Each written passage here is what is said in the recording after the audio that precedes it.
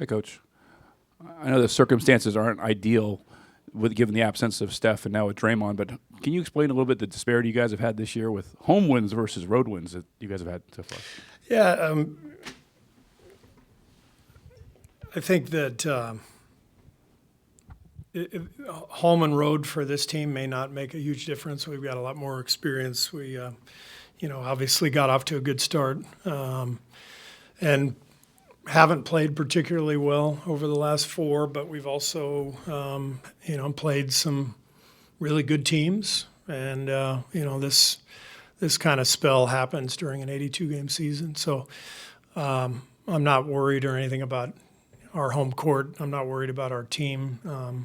We're going to be good. We're going to have some ups and downs like everybody else. And right now we're in a little bit of a funk. We just have to get through it.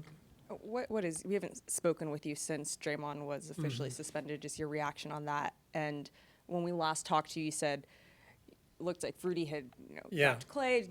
Draymond was defending Clay, but seeing the tape back, seeing everything, do you think that Draymond took it a little bit too far?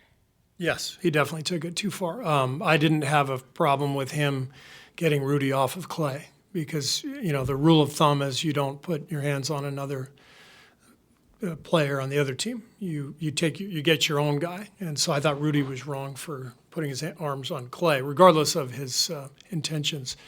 So I had no problem with Draymond getting him off of him, but he's got to let go. And he hung on for 6-7 seconds. And it was a terrible visual for the league, for Draymond, for everybody. So Draymond was wrong. He knows that. It's a bad look. The 5 games is deserved, and we move forward. A quick follow-up to that, too, because Draymond's fire and passion, you've talked about it. We all know how important that is to this team and what you guys have accomplished. But the league has also said, in this statement and then also back in that Kings series when he was suspended, like his past actions continue to play a role in these decisions. So how does he, the organization, navigate those types of things and making sure this doesn't continue to happen?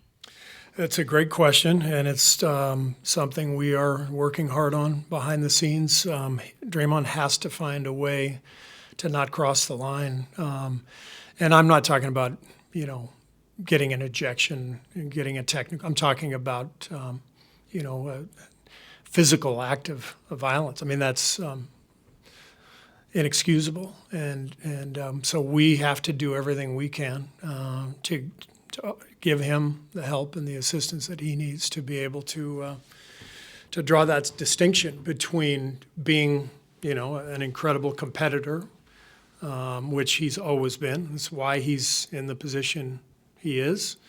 That's why he's the player he is. But he can't cross that line, and he crossed it the other night for sure. Kuminga seems like somebody who could fill in for him the next 5 games. What have you thought of his season so far? He's had some good games and some down games, and he'll start tonight.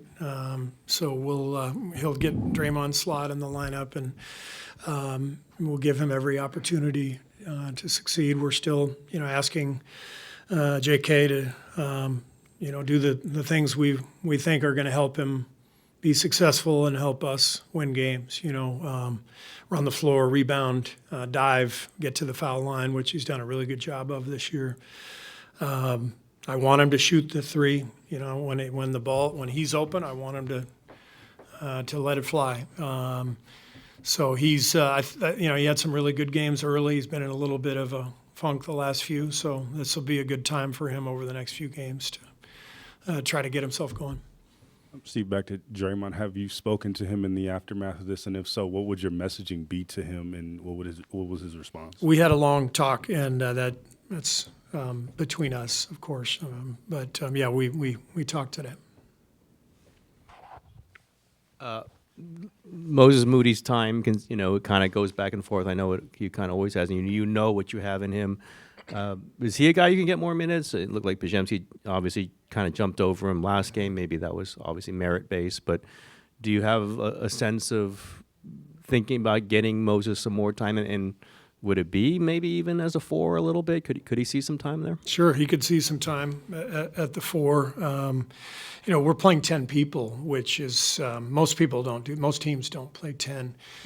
We feel like 10 guys are deserving of playing time, and that means everybody's minutes are going to be down a little bit. Steph's the only guy on our team averaging more than 30 minutes. So the minutes have been dispersed pretty equally. Moses has played well. I've been really happy with his effort, his attitude, his approach every game. So more than anything, when he doesn't get out there, it's simply because we like a matchup elsewhere. Maybe we want Gary on the floor to guard the opponent's best player. Maybe we want J.K. on the floor because of his size. Maybe we want Brandon for the playmaking and the offensive connection that he provides. So we're playing a lot of people, and Moses is doing great. But there's no clear path for him to play, 25, 30 minutes. So he's just got to take advantage of the minutes he gets and continue to improve. Little off topic, Steve. What have you seen from Gui since you guys drafted him a couple years ago? He's great. He plays with really good energy. He's a typical foreign player. He just seems to understand the game at a higher level, frankly, than a lot of American players. I think it's the soccer background. You can see it, his cutting to the back, to the rim behind the defense, seeing passing angles, seeing cutting lanes. He's got a really good feel. He's working hard on his shooting, and he's gotten better, but he has to continue to improve. And just a quick follow-up. He dressed a couple nights ago for the first time, and he is again tonight. How galvanizing can that be just for a guy, even if he doesn't get in the game, just to go through the reps with the main team, go through his pregame warm-ups at Chase? Like, how galvanizing and big could that be for him? Yeah, I mean, that's one of the things that we try to do with, whether it's our two-way players or Gui, someone who's going to spend a lot of time in Santa Cruz. We don't want to keep them from experiencing this here at Chase, and I'm really looking forward to getting Gui in the game and seeing him, get his first NBA basket. And he's a great young guy, really fun to have on the team. Hey, Coach, on Draymond, sometimes you see coaches and they say things in interviews that may be received by the media, by people that may be inappropriately said, right? But then you turn around and that pushes their guys to come out in a game, and it really motivates them to play really hard and come out on top. When you think about Draymond and how he's a strategic player just initially and the player that he is, what is that balance of not going too far when you think about the fact that you can't neglect the fact that Podziemski had a big game, and a lot of those plays probably were pushed by the crowd pushing them. So what is that mark that's you don't go over that line, but you still motivate your team to play hard when you make strategic plays and do things that may not be received well from everyone outside of the hardwood? You're talking about what my comments would be in that regard, or what do you mean? So when it comes to Draymond and how he helps to motivate the guys, the crowd, motivate the team, and the team to play hard. Sometimes it comes behind plays that can be received as inappropriate. What is the line where Draymond can remain Draymond, but not go so far to the point where it hurts the team? The line was perfectly in view the other night. He crossed the line as soon as he grabbed Rudy by the neck. That crossed the line. So, the line is when you're not going to be there for the next 5 games for your teammates at a time when they need you. Understanding the repercussions of the actions, understanding the impact on the team, understanding the visual. I know Draymond, and he's a wonderful human being. He's filled with passion and love and respect for his teammates. But that is a bad look, right? That's a bad look. He knows that, and he's embarrassed by that. And so that's the line. That's where the line is. Hey, Steve. OKC just puts so much pressure on defenses, lead the league in drives. They space the floor with 5 shooters, run all these different types of screening actions, inverted pick and rolls, flares, ghosts, all that type of stuff.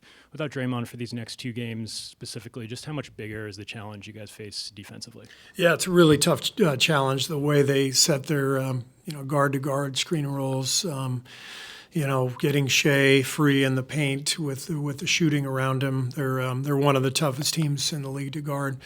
We held them to 140 last game and scored 100 and, what was it? 39. Thank you for pointing that out. And came away with a victory. We just need to score more points than them, obviously, but no Steph means that challenge gets even bigger. That last game was crazy. Everybody was making shots, both teams, and I would be shocked if either team shot that well tonight. So hopefully our defense is ready for the challenge, and our guys are ready. They're excited. This is a really good young team that we're playing, and it'll be a fun night.